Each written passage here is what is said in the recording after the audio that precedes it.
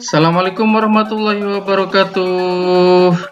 Ketemu lagi anak-anakku di channel Arif HS, yang dalam kesempatan ini Bapak akan berikan materi pembelajaran untuk anak-anakku yang sekarang duduk di kelas 6.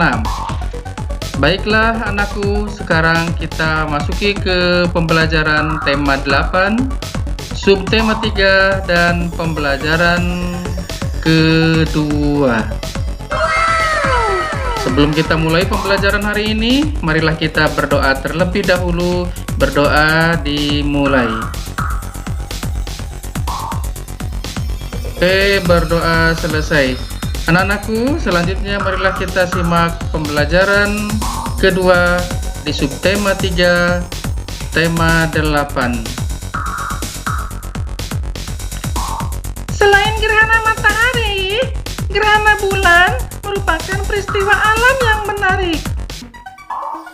Gerhana bulan merupakan suatu peristiwa yang terjadi di mana kedudukan matahari, bumi, dan bulan berada pada satu garis lurus, sehingga bayangan bumi menutupi sebagian ataupun keseluruhan bulan. Proses terjadinya gerhana bulan ini dimulai saat bumi berada di antara matahari dan juga bulan pada satu garis yang sama. Hal ini mengakibatkan sinar matahari tidak sampai ke bulan karena terhalang oleh bumi. Anakku, gerhana bulan ini bisa terjadi karena pada saat bumi berada di antara matahari dan juga bulan dalam posisi sejajar seperti yang sudah dijelaskan sebelumnya.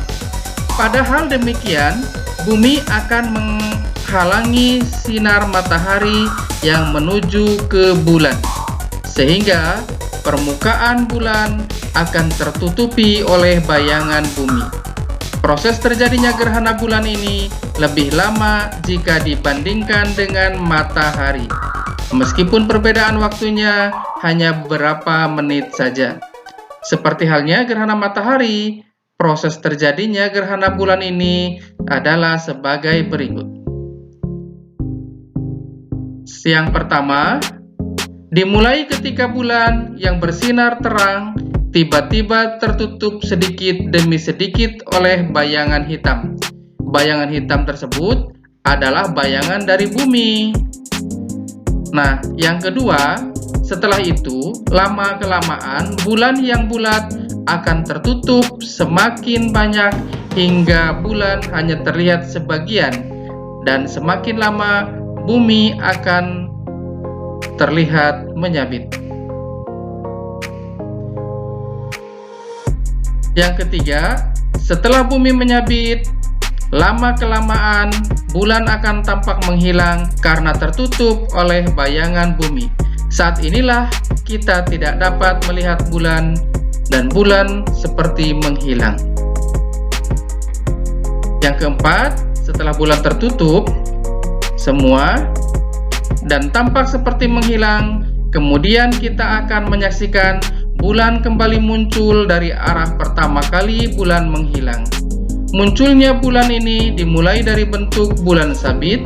Setelah itu, bulan tersebut semakin lama akan semakin terlihat setengah dan semakin lama akan semakin utuh sehingga tampak seperti semula.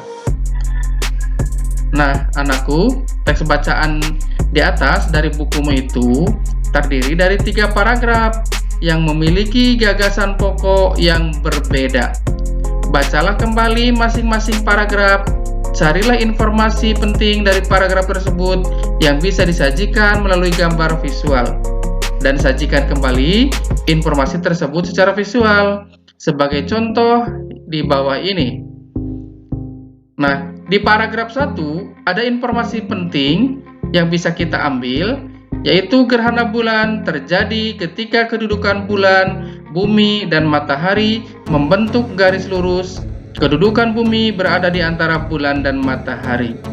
Informasi visualnya bisa digambarkan seperti pada kolom ketiga tabel ini.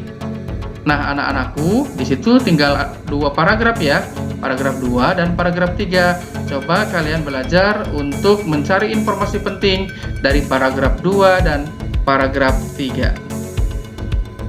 Nah, anak-anakku, setelah itu silakan kalian bisa berkelompok atau minta bantuan ibumu, adikmu, atau siapa saja untuk mempraktekkan proses terjadinya gerhana bulan.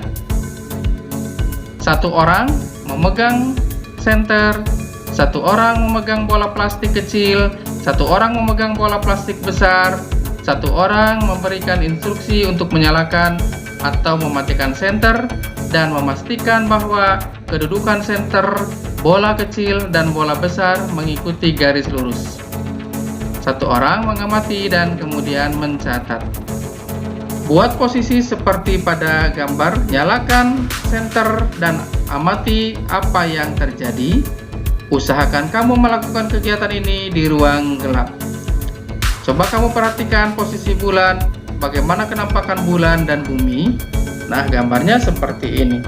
Kita sudah mendapatkan informasi-informasi penting dari kegiatan yang kita lakukan hari ini. Informasi tersebut dapat kita sajikan secara tertulis, lisan, dan visual. Pernahkah kamu melihat informasi yang disajikan dalam bentuk reklame? Nah, anakku, tahukah reklame ya? Reklame adalah media periklanan dan pemberitaan.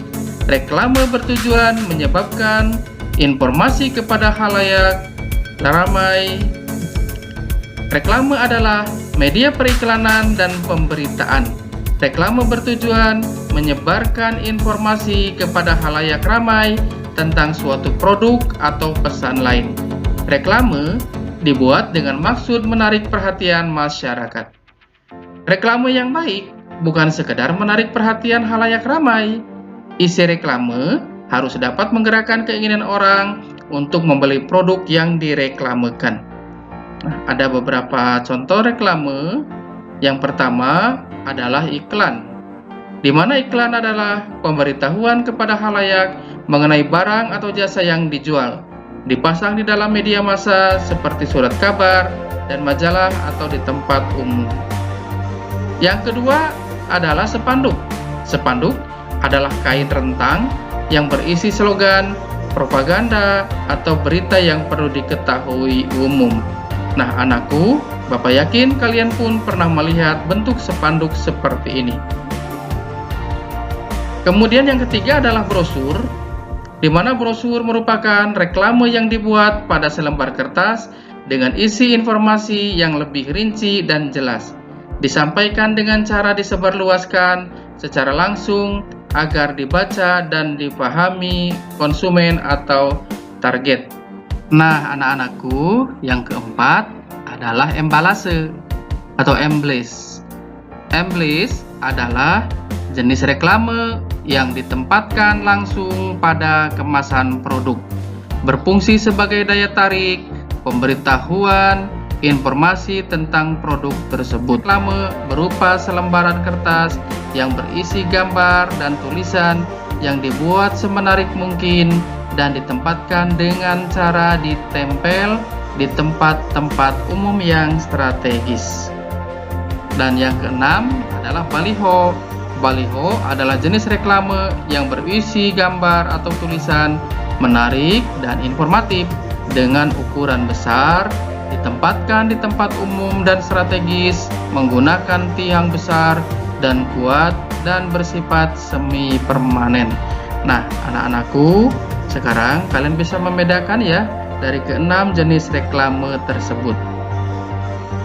Demikian pembelajaran hari ini. Semoga kalian bisa memahami.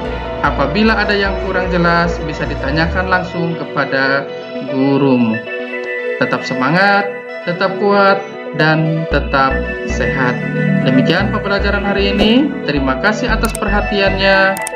Bapak akhiri. Wassalamualaikum warahmatullahi wabarakatuh.